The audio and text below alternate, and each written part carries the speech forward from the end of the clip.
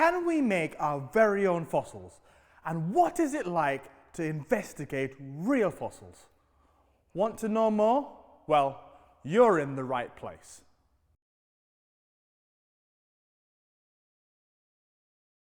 Welcome to Science at 6. My name is Mario and I'm this week's presenter in the centre. Welcome back to our weekly show. Get ready for some more amazing science content and even some stuff you can try at home.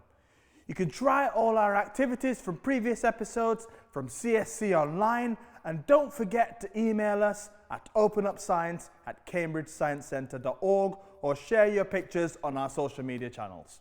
In the last episode, we asked you if you thought it was possible to bend light. Thumbs up to the screen for yes, thumbs down for no. Okay, maybe a mix. That's all right. Well done to everyone with their thumbs up. We can, in fact, bend light. But how? We can't touch light, we can't hold it, so how is it possible to bend it? Here I have a beaker with some water, or a glass with some water, and a pencil. If we combine these seemingly ordinary objects, we can demonstrate something pretty crazy. Let me place the pencil inside the glass, and there we have it.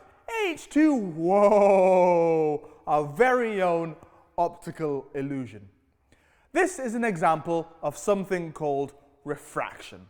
The pencil might look broken, but when we pull it back out again, we can clearly see that it's not broken at all. This is because light travels in rays. So let's think about one single lonely ray of light and slow things down. Water has a different refractive index to air. And what's refractive index? Well, this is where it starts getting complex. Too complex to cover in this video. All you really need to know is that light bends when it goes through a different medium. In this case, air and water. So let's imagine the angle doesn't change. The pencil would look like it's in the right place, but because the angle has changed, parts of the pencil on the water looks like it's moved. This is also how glasses can help people like me see. By refracting the light or by bending the light, it can focus it onto the back of your eye so you can see clearly. Whoa! Oh, I can't see the camera anymore. Oof! So moving on. Sarah, one of our communicators, is going to be having a closer look at what you at home have been up to and answering those difficult questions that you might have. Hi, my name is Sarah and I'm going to answer a few questions that have been sent in to us today. Our first question is from Chloe, aged 10, and she asks, why do double rainbows form? So rainbows are an arc of colour. They're created by both reflection and refraction, which is bending of light. This all happens in water droplets, which is why we see rainbows after it's been raining and the sun is shining. We can see 7 visible colours from the light spectrum, with red on the outside and violet on the inner edge. Now, to answer your question about a double rainbow, that is a second fainter arc of colour which occurs underneath the first one. And you'll see, if you look carefully, that the second arc is a reflection of the first one. So violet is on the outside edge and red is on the inner edge. There's also a band of unlit sky between these two arcs, and this is called Alexandra's band. Now, this was named after Alexander of Ephesus, who first described it in 200 AD, so a really long time ago. And each rainbow is unique to you, as no two people see the same rainbow. Our second question is from Noah, who's 7, and he would like to know, why are shadows the same shape as the object which is making them? Good question, Noah. So as we know, shadows are made by blocking light, and light travels in a straight line. So when somebody like you or I stands in the way, we stop the light from travelling in that straight line, which creates a dark shadow. But for your question, the shadows are not always the same shape. Slight variations, because the size and the shape of a shadow is really dependent on the light source and where it's coming from. So it will not always be exactly the same. And did you know that a lunar eclipse can be caused by the Earth shadow? And that is called an umbra. Thank you, Sarah, and everyone who shared their questions with us. Keep sending us your results and questions to openupscience@cambridgesciencecentre.org. As you might remember, at the start of this episode, I asked the big question: can we make our own fossils?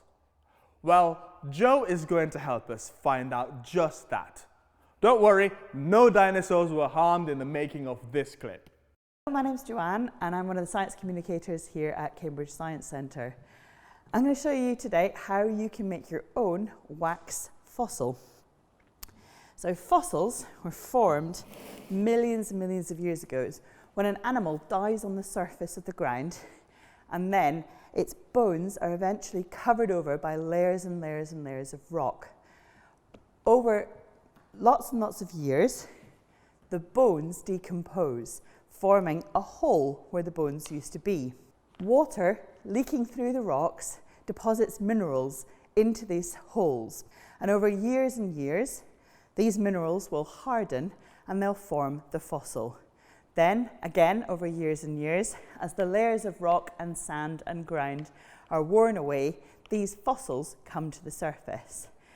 And we don't really have millions of years to wait, but we can make a quick and easy fossil using an old wax crayon. So find yourself some old wax crayons, and also you're going to need some grown-up assistance for this. So what you have to do first of all is cut up your wax crayon and put it into a dish that you can put in the microwave. So put your crunched up bits of wax into the microwave and microwave it until the wax has melted. You should get a nice pool of melted wax in your dish. It will be hot, so be careful when you take it out of the microwave. The other thing you'll need is a tray full of sand, and you'll need some things to fossilize.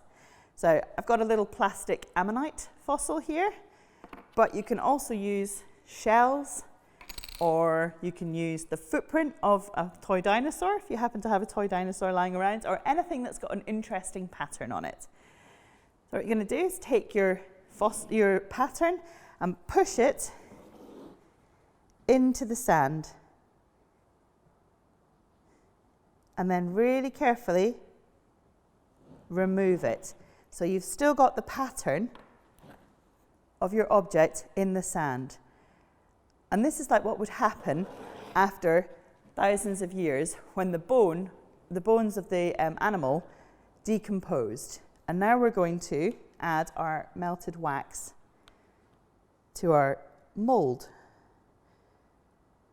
Pour it in. And then all you have to do is wait for a little while until your wax hardens and cools. And then when your wax is hardened and cooled, what you should get is your own little wax fossil. Great! Thank you very much, Joe, for that and for showing us how to make a fossil at home. So, if you would like to have a go at this, the activity sheet for making your very own fossil is available in the description below. And if you make your own fossil, please do share your photos with us at openupscience@cambridgesciencecentre.org or on social media. Now, we know how to make our own fossils, but what exactly is a fossil? Well, a fossil is any preserved remains or impression or trace of a plant or animal that once lived a very long time ago. Have you got a favourite dinosaur maybe? But how exactly do we know what the dinosaurs looked like? Fossils, of course, but don't start digging up your garden just yet. Like Joe said, you need very particular conditions for fossils to form, and it takes some expert knowledge and expert skills to make these kind of discoveries. We owe it all to a group of people known as paleontologists. Their work helped us understand what life was like just thousands, but millions of years ago. So let's find out a bit more from Rosalyn Wade, the Learning Officer at the Museum of Zoology in Cambridge. Hi Ros, thank you very much for joining me today. To start off with, could you just introduce yourself and tell us a bit about what you do? So I'm Ros Wade, I'm the Learning Officer at the Museum of Zoology in Cambridge.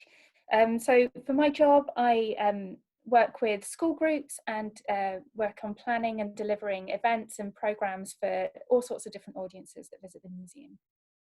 That's great. And what is it about your job that makes it important for you? So I really, really love the natural world and think it's so important. It does so much for us, for our health and our well-being and for the health of the planet. So I always feel if I can get just a little bit of our enthusiasm as a team and as a museum and pass that on to some of our visitors, increase appreciation of the natural world, I think we've done a good job. So that's why I think it's important. Yeah, so our theme for this week at the centre is including fossils, and I'm sure you must get to see a lot of those at the museum. So what kind of variation do you see and what do you learn from those? Yeah, we have a lot of fossils and skeletons more generally in the Museum of Zoology. A lot of our collection is really quite early vertebrate fossils. So we have a lot of Paleozoic fossils. This is stuff from before the dinosaurs. So we're looking at before 250 million years. So it's a long time ago. And we have a particularly fine collection of fossil fish and early tetrapods. So these kind of amphibian type animals that were coming out at the end of Devonian, early Carboniferous, so we're talking about 350, 400 million years ago. Wow. So what subjects were your favourite at school and how did that kind of push you along the path to where you are now? So, I mean, obviously, probably one of my favourite subjects, probably my favourite subject at school was biology. I absolutely fell in love with that when we started doing that in secondary school. But I also really loved history. I think that comes in very handy when working in museums, is a love of history.